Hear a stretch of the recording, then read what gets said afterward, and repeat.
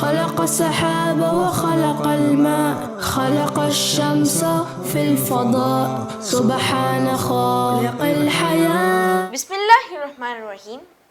حضرت عبید اللہ علیہ رحمہ ایک واقعہ ذکر کرتے ہیں کہ ایک غریب آدمی ایک سخی شخص کے پاس گیا تو اس نے اس کی پریشانیوں کو دور کر کے اسے خوشحال کر دیا، لیکن وہ غریب اس نیک شخص کے احسان کے باوجود ناشکری کرتا رہا، اور پھر ایک دن تو اس نے حد ہی کر دی کہ وہ شہر کے حاکم کے پاس گیا اور اپنے محسن کی جھوٹی شکایتیں کرتے ہوئے الزامات کے انبار لگا دیے.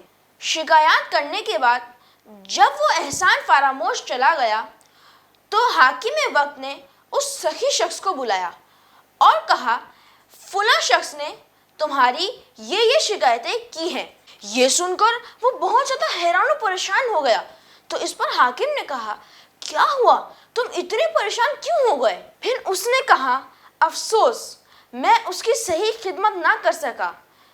مجھے اس بات کا خوف ہے کہ میں نے شاید اس کے ساتھ بھلائی کرنے میں کمی کر دی، جس کی وجہ سے وہ میری برائی کرنے پر آمادہ ہو گیا.